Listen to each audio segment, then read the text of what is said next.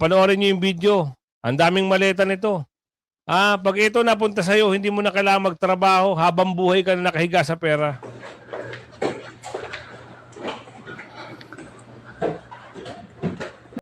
Of his attending physicians. Accordingly, he is responding well to the care being provided. The office also assures that the incident has been properly addressed and there is no ongoing public safety concern related to the event. Okay? So, hindi tayo ang naglabas ng balitang yan, ha? Tayo ay tinignan lang natin kung ano yung katotohanan. Di ba? Totoo nga. Meron nga palang bagay-bagay na hindi binabalita at malalaman mo lang doon sa mga yung mga may malalawak na sources. Na isa pa lang kongresista. Governor ba o congressman? Nagkaroon ho ng ang saya-saya ba? Masaya ba? Happy? Sabi nga ni Ate Maharlika, hindi naman tayo kailangang magsaya. Magpalit yung baboy. Aray ko. Tuloy! Mag-isa solo niya. Huwag natin basahin. Basta, to cut the long story short. Okay. Siya ay na-aksidente ng March 20. Tapos may nabasa kong article kanina, hindi ko na lang mahanap. I think sa pamilya din nila, na kasalukuyan ay meron ng mga robotics involved. Ano ba yung robot? Baka lagyan siya ng robot, maging robot na si Dodong. Okay. Yan ang masaklap. Diba? Sa dami-dami mo ng sasakyan, puro luxury car, ngayon hindi mo magagamit, paano ka makakapag-drive? Ay, dalawa ata ang natanggal. Dalawa ata ang nag-disappear. Meron na akong gustong sagutin ang bato ng Malacanang. Noong nagpunta ako sa Roma, binato ako ng katakot-takot na mga trolls. Ang tawag ko dyan, attack dog.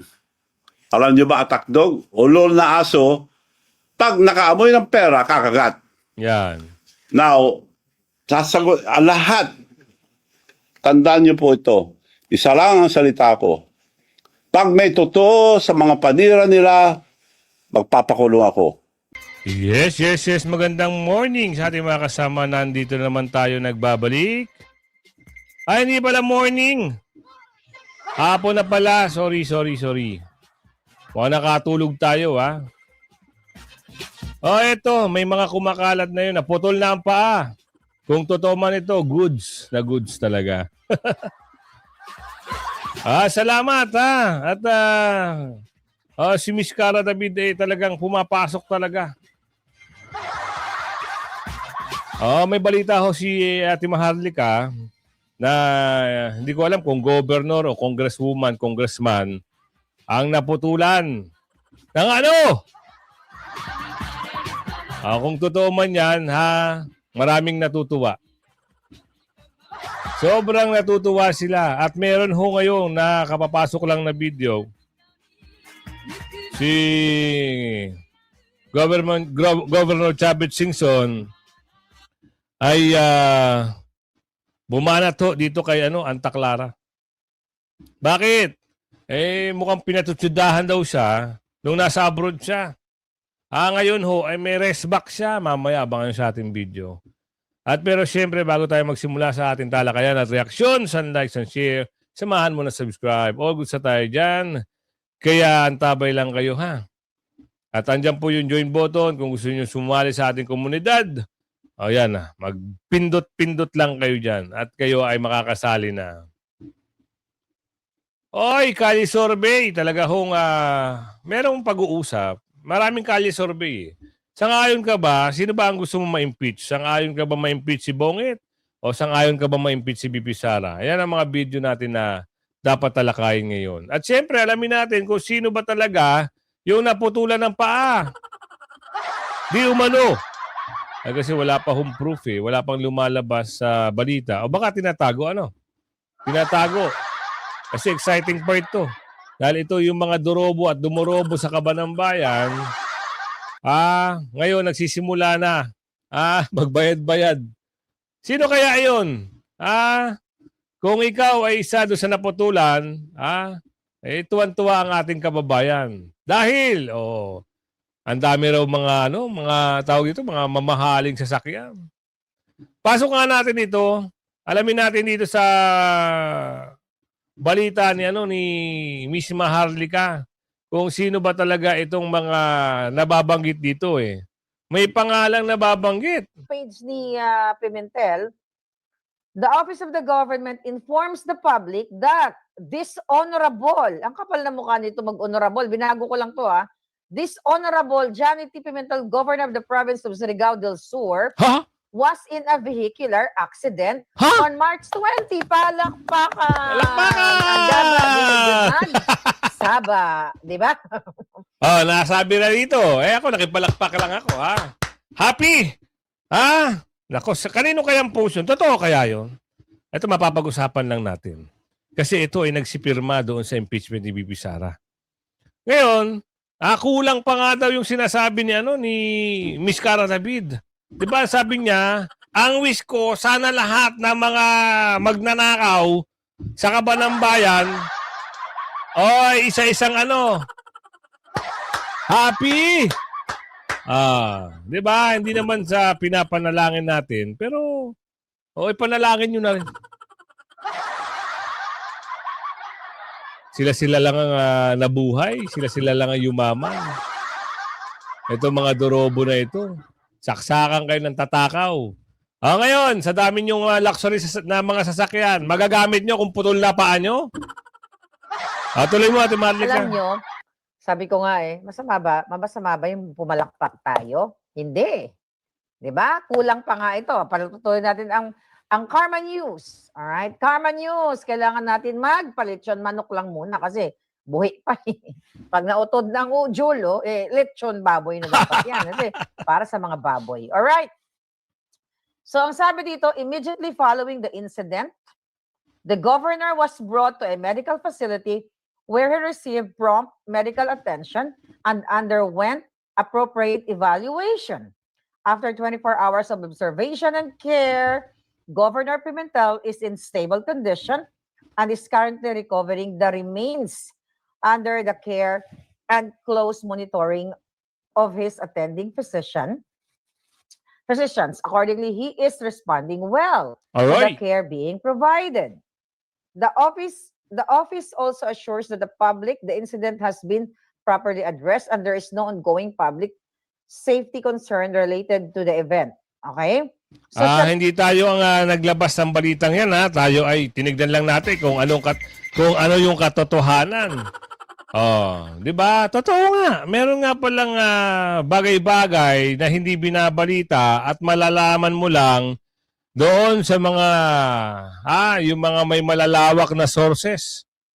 Na isa pa lang kongresista. Governor ba o congressman?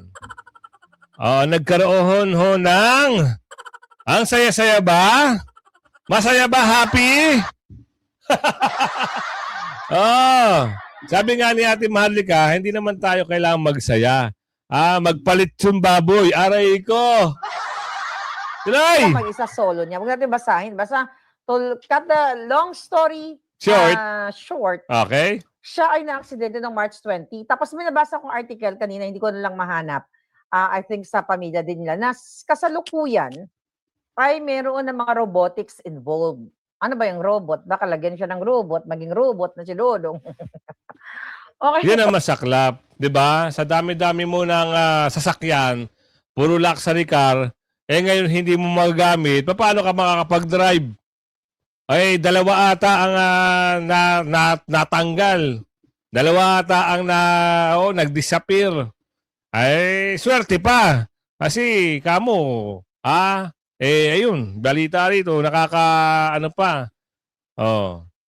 Hindi naman sa ang kababayan natin, tuwan-tuwa, happy sila ikaw ba happy, Ate Maharlika? Tumalab na ang sumpa ni Sabi Maharlika at ang mga ulam ni Maharlika ay tumatalab na. At ang birthday wish ni Cara David. Alright. Kita nyo. So mga kababayan, sino ba ito? Okay, siya lang naman ang may koleksyon ng Ferrari, McLaren, Porsche, and everything, di ba? Si Netch Itech, okay? Okay, eto ay di umano pa lang. Kasi Ayan, hindi di ko pa umano nakita pala. yung paa niya. Pero may nakapag-chika boom-boom sa atin na itinatago nila yung paa ni Pimentel. Talagang yun talaga ang pangalan. Yun talaga ang pangalan, yung nababanggit ni Ate Maharlika. Okay, kilala nyo naman yan.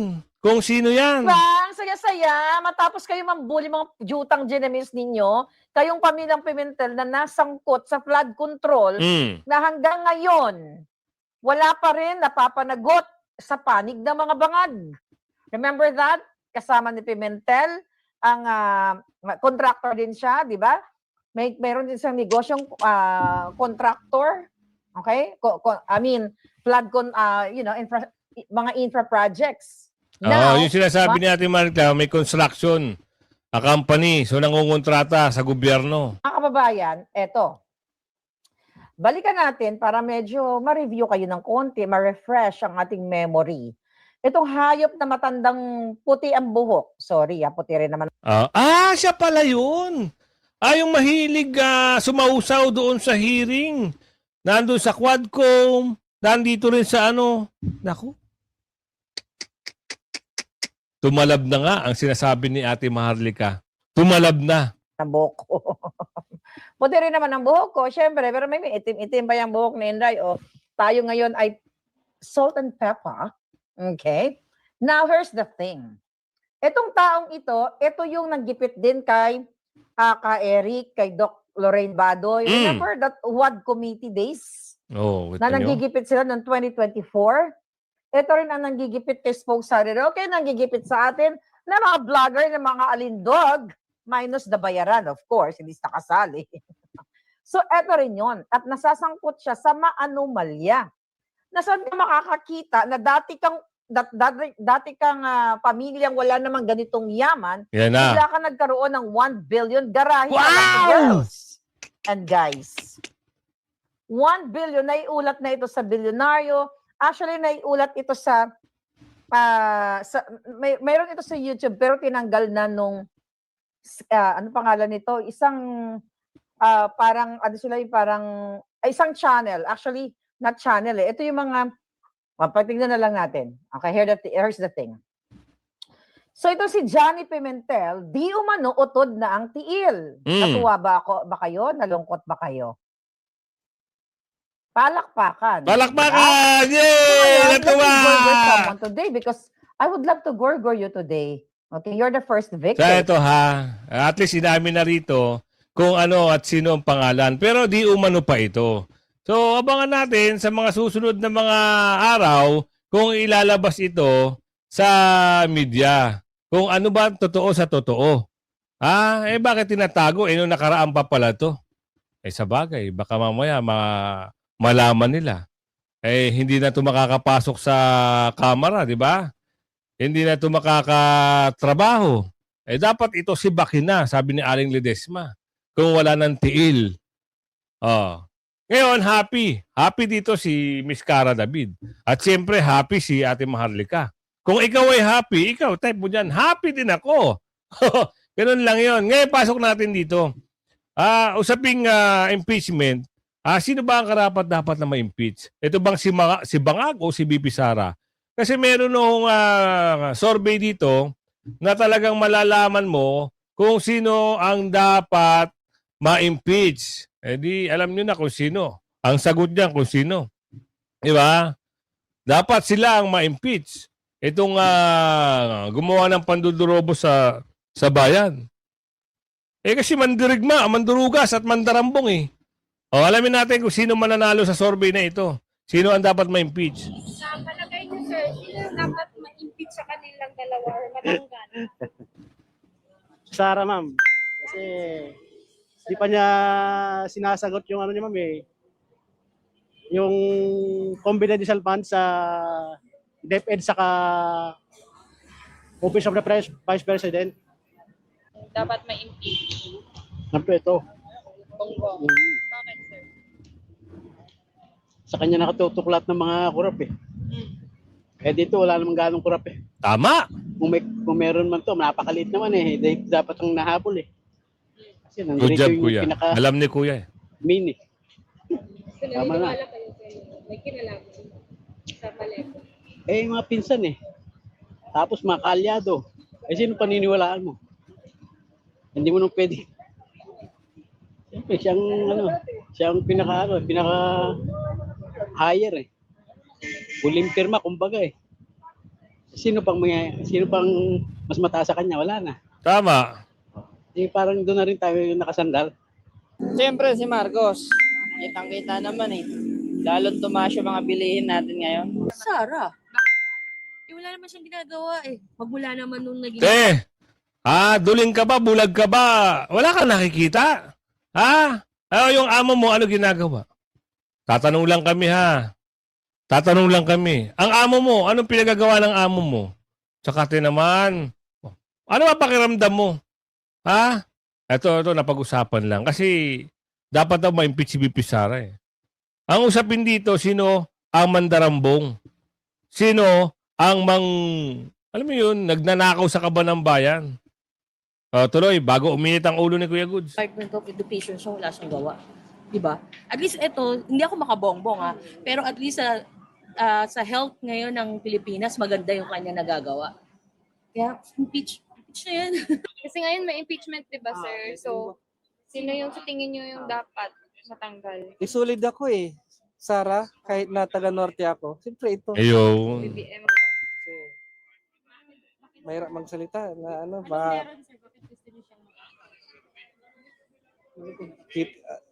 alam niya rin sagot niya sa tanong niya eh. Nakikita naman natin. Wala lang akong malita. Pero marami malita dyan. Ito, di ba? Yun lang. Ang ibig ko sabihin. Di ba? Tapos, 1 million lang yung inaano sa kanya. Eh bakit hindi hanapin yung billions na malita? Tama. Siya. BBM. Oo. Ay, sa nangyayari sa atin, tingnan mo, lahat tumataas. Hindi lang bigas ang tumaas, pati gas na. Ayan, usaping bigas. Namamahagi raw sila ng bigas. O nagbebenta ng bigas na tig-20 na hindi mo ka makakain ni aso, hindi kayang kainin. Di ba? Meron silang binibentang bigas, given na meron daw. Kaso nga lang, nung nakita mo, kulay itim. Makakain mo kaya ito? Tanong lang. Tapos ang dami mga bato-bato. Ginagawang timawa ang mga Pilipino. Hindi niya mapigilan ang pagtaas.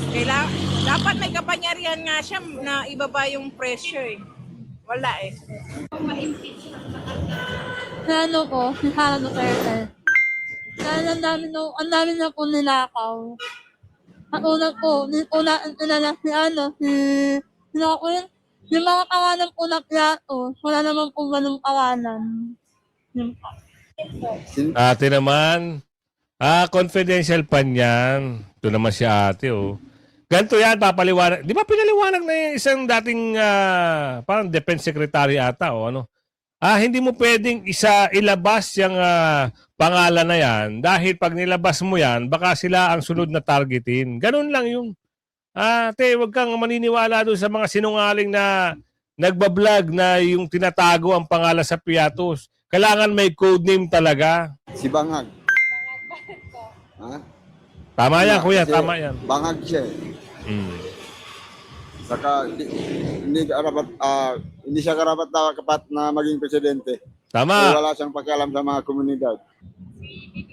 Oo, ayaw ko yan. Ayaw ko yung patakaran niya. Mula sa po pinanganak ako yan, Marcos, ayaw ko.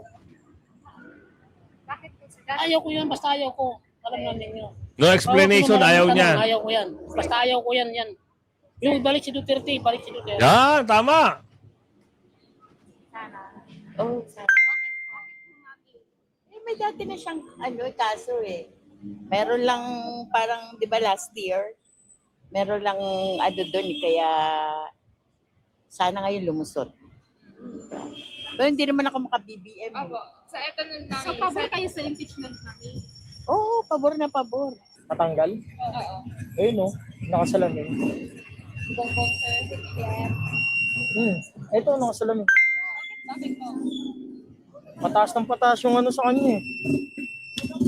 Yung mga gas. Hindi naman tayo tawag dito. Nakalimutan ko na tuloy. Nakalimutan ko na yung dapat sabihin dyan. Basta ito dapat.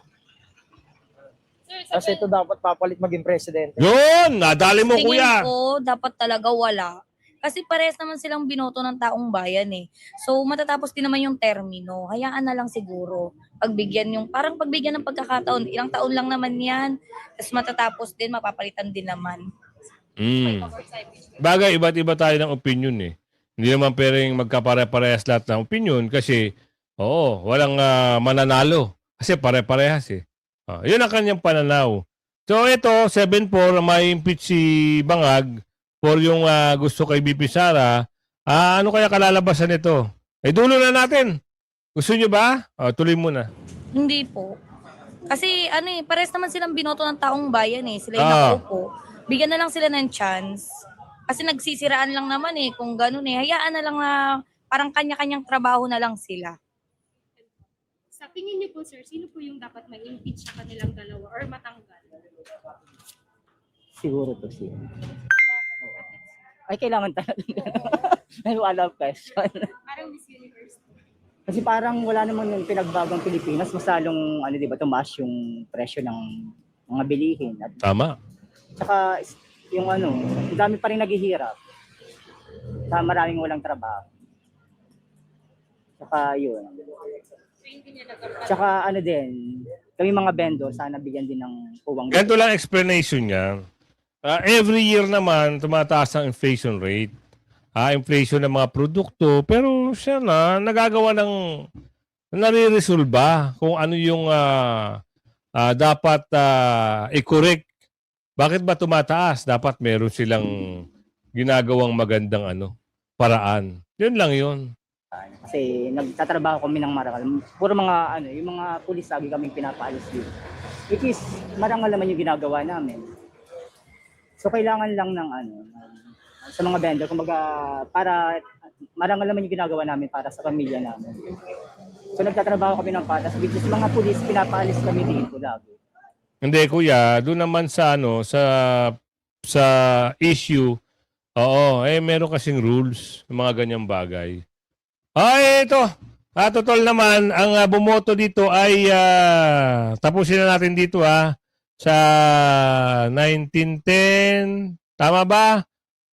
Ang gusto ma-impeach si Bonget ay 19. At si BP Sara ay 10. Sino ang mas maraming galit? 'Di ba? Galit kay Bongbong. Kasi gusto siya ma-impeach eh. Pero ginagawa ng paraan itong mga dorobo na congressman at yung gabinete niya. Nakatuon sila kay BP Sara. Imbis na dapat sila kita nyo yung ICC, nawala ng saysay. Isinantabi na tapos na pero walang nakulong. Tama. So punta tayo dito sa usapin ng karma. Karma talaga mangyayari dito sa babae na to pagdating ng araw. Mantakin nyo si Manong Chavit pa ang babanggain ng babae.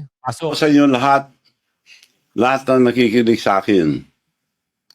Meron na akong gustong sagutin ang bato ng Malacanang. Noong nagpunta ako sa Roma, binato ako ng katakot-takot na mga trolls. Ang tawag ko dyan, attack dog. Alam nyo ba attack dog? Ulol na aso, pag nakaamoy ng pera, kakagat. Yan. Now, sasagot, lahat, tandaan nyo po ito. Isa lang ang salita ko. Pag may totoo sa mga panira nila, magpapakulong ako. Ngayon, hindi sila nakontento sa trolls. Ngayon, ang naging trolls, yung spokesperson ng Malacanang. Ayan na. Claire Kilala nyo. Castro, Yusek Claire Castro. Ganun ba kababa ang spokesperson ng Malacanang? Naging parang attack dog. Dahil kung basta magsalita, parang attack dog. Alam nyo ba, girl, ang pagsasalita mo, para kang attack dog. Alam mo ba, attack dog, sinabi ko na, pag nakaamoy ng pera, kakagat. Naubusan na ba kayo ng attack dog na ikaw na mismo ang nagsasalita? Magsalita kayo ng totoo para paniwalaan kayo ng tao. Wala kayong isang salita eh. Tama. sasagutin ko, ano yung mga issue mo sa akin? Nabanggit mo, weteng. Sabihin ko sa'yo, on the record tayo mag-base lahat. Kung gusto kong weteng, panahon ni GMA, madami akong makukuha. May kinuha ba ako mas isa, magtanong kayo sa mga may ng STL, yung mga nagpapaweteng nung araw, doon sa bayan, sa probinsya ni Presidente. Wala akong kinuha. Kung interesado ko, ang dami mong nakuha. O, yun ang sagot ko sa weteng. Ano pa ang issue? Ang dami mong binabato na hindi totoo. Ano pa ba yung mga issue niya? PCSO. Ikaw nagsabi yan, ha, girl? Miss Yari ka, Claire. girl. Castro. Ikaw nagsabi, ano ba meron dyan? Bakit yun ang gusto mo? Bakit yan? Direktor. Bakit pinagpipilit mo direktor? Hindi ko po pinagpipilit. In-offer yan dahil ang sinabi sa akin ni First Lady noon, ikaw nagsabi si First Lady noon, there must be something for Manong Chavit ang laki na tulong. PCSO o PAGCOR. Kinongratulate pa ako yung mga kaibigan niyang babae sa mga barkada niya sa Bacolod. Manong, congratulations, binigay na pala sa yung Yari ito si Attack Girl. Ha? Wait ka lang. Si Manong Chavit pa ang kinalanti mo. Yari ka dyan. Di basta-basta yan. So pag natalo na yung amo mo, Attack Girl, girl, yari ka kay Manong Chavit pagdating ng... Sabi ni Aling ni Desma yan, PAGCOR. Oh, mabuti naman para ibigay ko sa mga mayors ako para ang dami tumulong kasi. Hindi rin binigay. Siba, okay lang, nagtabo ba ko? Mag-antay pa rin ako. Antay. O, kung hindi, PAGCOR, PCSO, wala rin. O, ito na. Nagtambo ba ako? Hindi. Antay pa rin ako. Pinag-antay ako, antay pa rin. Pumunta sa bahay ko si Milyonaryong Robles. Chairman ngayon ng PCSO. Milyonaryo na raw, kaya tawag ko dyan, Milyonaryong Robles. Pumunta sa bahay. O, Manong, gusto kitang tulungan, ganito. Ibibigay ko sa iyo ang, magantay ka lang, antay. Oo, bibigay ko sa iyo ang Laguna at Batangas. So, salamat naman para maibigay ko sa mga mayors na tumulong. Nung ibibigay na, tapos na ang time mo lang na matapos ang kontrata, nung tapos na, kinausap ako. Kailangan kausapin mo sa taas. Bakit? May instruction sa taas na bibigay sa iba. Wala. Pinangakuan na si Manong Chavit. Pagdating ng oras, wala na. Lahat ng mga tinulong ni Manong Chavit, nabaliwala. Magaling ito eh. Siya yung nag-isip na yung lahat ng mga mayor pagsama-samahin para mas lumakas ang boto. Even though na ito ay panahon ng pandemic pa. Pero magaling. Ngayon, siya ngayon ang binibira ni Attack Girl. Diba? Tuloy. So, sino? Yun daw, doktor niya at saka meron pa. Hindi ko nasasabihin yung iba. Sosyo-sosyo sila. Nagantay ako, nagtampo ba ako? Antay pa rin ako. Antay ako ng antay, lahat ang sinabi, 3 taon na ako pinag-antay. Antay. Antay Marcos na ako. Pinag-antay ako . So, yun ang sagot ko sa PCSO. Wala akong interest, girl. Sa PCSO, director lang. Kita nyo na. Bakit tinaaway ni Attack Girl? Binibira si Manong Chavit. Yan ngayon ang tanong. Ngayon, ito. Sa usiping maleta, total naman, ito na ilabas na ni Manong Chavit ang kanyang mga sama ng loob. Ito, binanggit niya yung pangalan ni Attack Girl. Girl! Markado ka kay Manong Chavit niya malamang. Ito yung mali-maleta. Ipasok natin. Karudi, ito na ho yung mali-maletang, ano ba yung nun? Yung mali-maletang Oo, sana nandito. Hala. Tignan natin kung ito ito nga. Ito na Ito na yun. Nilabas ni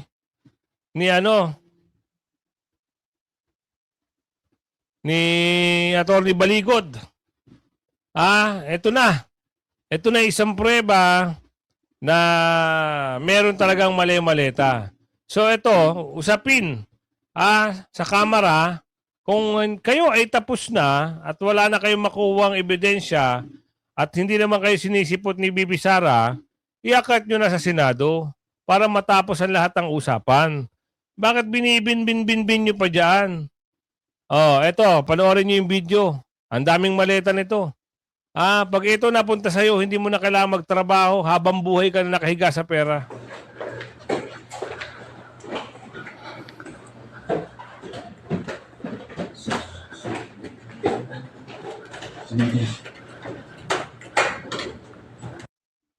Ang dami. Binilang, Sandamakmak na kaperahan. Sandamakmak. Oo. Grabe talaga. Hindi na mauubos yan. Ayan yung nilabas na statement at mga ebidensya ng 18 Marines na nagdi-deliver sila sa Malacanang, sa bahay ni Balulong, sa bahay ni Trililing, at yung ibang mga nababanggit na pangalan. Di ba? Yun ang inaasahan natin. Lalabas ang katotohanan. Oo, kamera, kung tapos na kayo, iakat nyo na sa Senado para si BP Sara naman. Dahil lalabas itong mga ito pag si BP Sara ay nasa Senado na. Lalabas yung mga ebidensya na talang kino-cover up lang nila yung issue sa flood control. Kaya kung umabot ka sa video natin ito, may nagpapa-shoutout muli. Shoutout kay Naronichi from Hong Kong. Shoutout din kay Marivic TV from Maryland, USA.